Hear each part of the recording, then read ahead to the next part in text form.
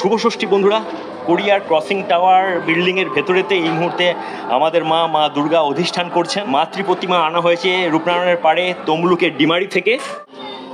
টোটোর পেছনে কোরিয়ার ফ্লেক্স, ঘাটালের বুকেতে শিলাবতীর ডান পাড়ে এক টুকরো কোরিয়া। 2025 সালে ঘাটালের দুর্গাপূজার সব থেকে আকর্ষণের কেন্দ্রবিন্দু হয়ে দাঁড়িয়েছে এই কোরিয়ার ক্রসিং টাওয়ার। ঠাকুর দেখতে হলে এই ক্রসিং টাওয়ারের এভাবে সিঁড়ি দিয়ে উঠে যেতে হবে। আর আমিও আপনাদেরকে পুরো যাত্রা পথটা ঘুরিয়ে দেখাবো, মাকেও দেখাবো। পুরো ভিডিওটা দেখতে থাকুন আমাদের ইউটিউব চ্যানেল ভাষা বলেতে। এক মার্ভেলাস আর্কিটেকচারাল বিল্ডিং কোরিয়ার ক্রসিং টাওয়ার, আর সেটাকেই তুলে ধরা হয়েছে এবছর ঘাটালে 13 পল্লী সর্বজনীন দুর্গোৎসবে। এন্ট্রান্সে এই ধরনের পত্রা রাখা হয়েছে। আমি আস্তে আস্তে ওপরে উঠে যাচ্ছি। একটা শর্ট ট্রিপ আপনাদেরকে করিয়ে দিচ্ছি ভাষা বলে আমাদের ইউটিউব চ্যানেলেতে। পাশেই দেখতে পাচ্ছেন আমাদের মা গঙ্গা শিলাবতী প্রবাহিত হয়ে যাচ্ছে পূর্ব দিকে।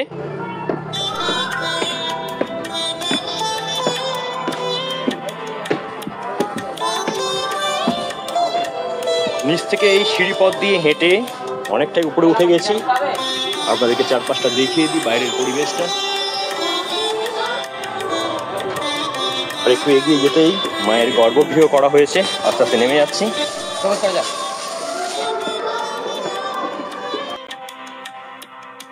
আর এই ধরনের মণ্ডপ সজ্জা দেখতে ভিড় যে হবে সেটা আশা করা যায়।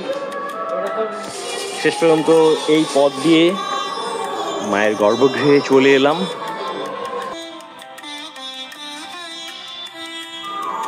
টনটন এই ধরনের রডকে সাজিয়ে জোড়া লাগিয়ে একটা বিরাট ক্রসিং টাওয়ারকে উপস্থাপিত করা হয়েছে। একটা নান্দনিক উপস্থাপনা। তার সঙ্গে সঙ্গে যেহেতু একটা শর্ট ট্রিপ করা রয়েছে, মানুষ কিন্তু আনন্দ পাবে এই মণ্ডপেতে এলে, এটা আশাই করা যায়। বলতে বলতে গর্ভগৃহ থেকে বেরিয়ে যাচ্ছি।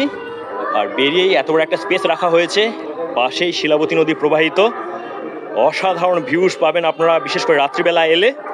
এই রোদের মধ্যে অনেকে আসছেন প্রতিমা এবং মণ্ডপ দর্শন করতে। বন্ধুরা, কেমন লাগলো এক টুকরো কোরিয়া ঘাটালের এই ক্রসিং টাওয়ার শিলাবতীর পাড়েতে? তো জুড়ে থাকুন, ফলো করুন ভাষা বলে আমাদের ইউটিউব চ্যানেল। আপাতত টাটা বন্ধুরা।